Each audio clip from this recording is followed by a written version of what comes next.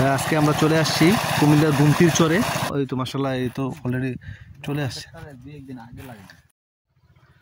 আসসালামু আলাইকুম সুপ্রিয় খামারি ভাই বোনেরা, আজকে আমরা চলে আসছি হেলাল ভাইয়ের ভুট্টার জমিতে। এটা কি ভুট্টা চাষ করছেন? এটা আমরা বোরাক না? কতদিনে মোটামুটি কতদিন ফসল? এটা 3-4 মাসের মধ্যে উঠে যায়। আচ্ছা, মেইন উদ্দেশ্য হচ্ছে আসলে বাণিজ্যিকভাবে চাষ করতেছেন ভুট্টার, যে গরুর করা যায়, আবার গরুকে খাওয়ানো যায়। আচ্ছা, নিজেদের গরুর জন্য আপনি এটা ব্যবহার করতে পারতেছেন। আর এমনি পুরোটা গাছটা তো পরে আবার সাইলেজ করে নিজের গরুকে খাওয়ানো যায়। আচ্ছা। কতটুকু জমিতে করছেন এটা? ছাগল এগুলি সবারই খাওয়ানো। কতটুকু জমিতে করছেন? এককানি জমিতে করছেন না? আর এমনি খুবই ভালো হয়েছে, বেশি দিন হয়নি। দেখ, ভুট্টা গাছ বেশি দিন সময় লাগে না, মানে গাছটা হইতে। হ্যাঁ, খুব দ্রুত বর্ধনশীল। হ্যাঁ, এটা আমরা কেন চাষ করতেছি? এই যে সাইলেজ তৈরি করা, পাশাপাশি দানাদার খাদ্যের দাম বৃদ্ধি, এবং এটা যে পুষ্টি গুণাগুণ, দুগ্ধগাভী গরু, মহিষ, অন্যান্য গবাদি পশুর খাদ্য হিসেবে কিন্তু আমরা সাইলেজটা ব্যবহার করতে পারি। এবং এটার মধ্যে আছে অনেক কার্বোহাইড্রেট সমৃদ্ধ, এবং দুধ উৎপাদন এবং দৈহিক বৃদ্ধির জন্য সবচেয়ে বেশি, এবং প্রোটিন আছে এটার মধ্যে 7 থেকে 10%। এবং এটা কিন্তু ফাইবার জাতীয়, মানে আঁশ রয়েছে 30 থেকে 35% আঁশ, এবং এটা গরুর হজম শক্তি উন্নত করতে সাহায্য করে, এবং মিনারেল ও ভিটামিন, ক্যালসিয়াম, ফসফরাস, সবচেয়ে বেশি এগুলোতে রয়েছে। গবাদি পশুর হাড় ও সামগ্রিক যে সুস্থতার জন্য সবচেয়ে বেশি সাইলেজটা বেশি প্রয়োজন। আসলে আমরা সাইলেজ কেন, এটার উপকারিতা কী? এটা হচ্ছে গরুর খাবার সহজে হজমে সাহায্য করে, এবং দুধ উৎপাদন বৃদ্ধি করে, এবং এটার মধ্যে পুষ্টি ঘাটতি পূরণ করে। এই হচ্ছে সাইলেজ।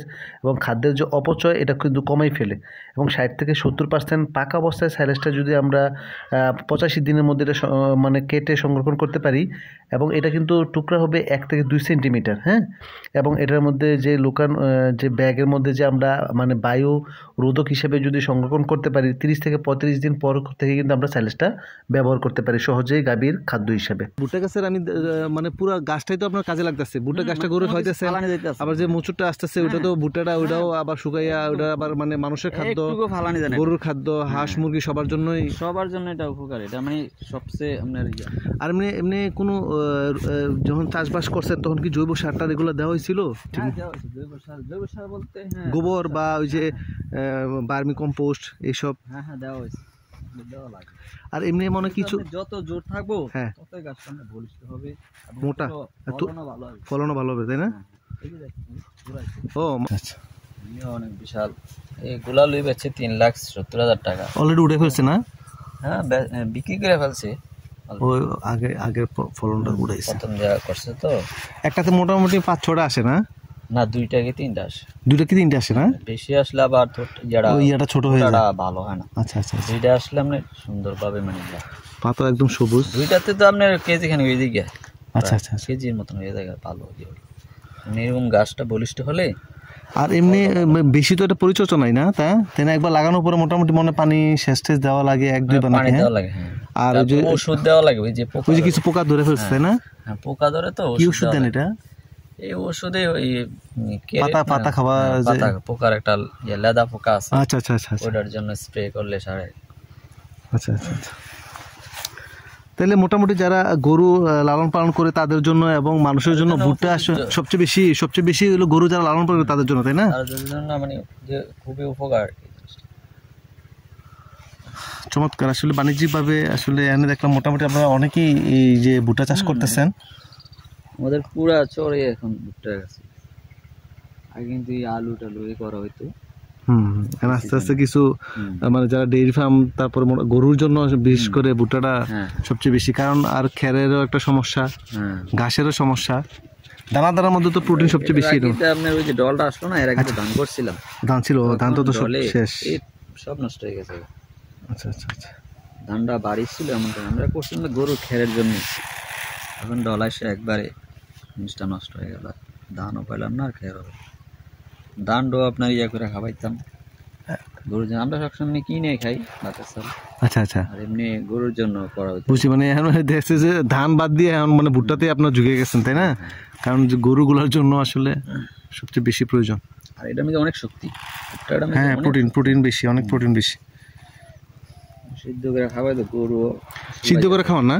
হ্যাঁ, প্রতিটা গরুতে কতটুকু করে দেন মিনিমাম?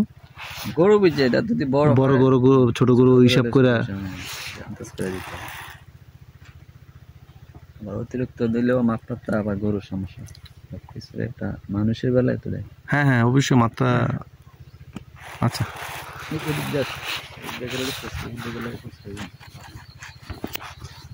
অনেক সুন্দর।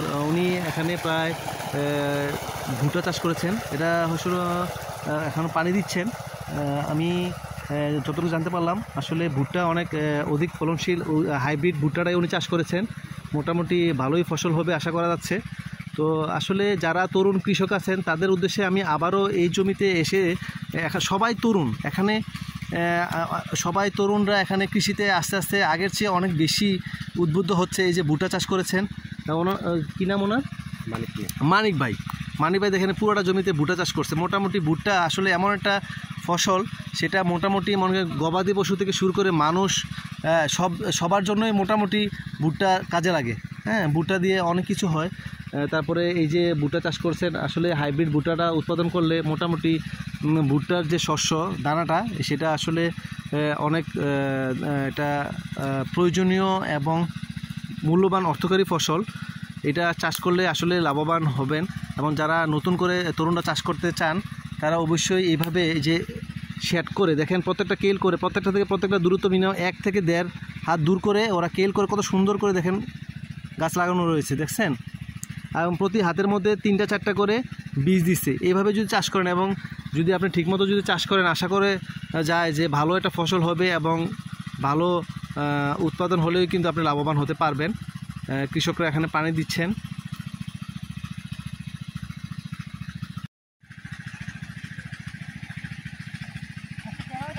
হ্যাঁ হ্যাঁ হ্যাঁ হ্যাঁ হ্যাঁ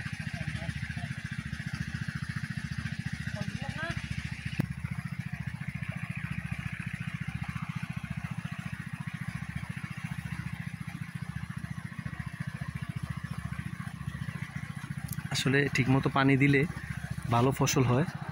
কতদিন পর পর বোরা দেন এটা?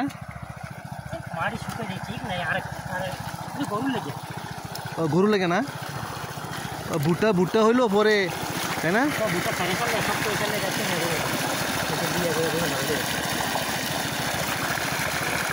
গরুর জন্য চাষ করছে সাধারণত। হ্যাঁ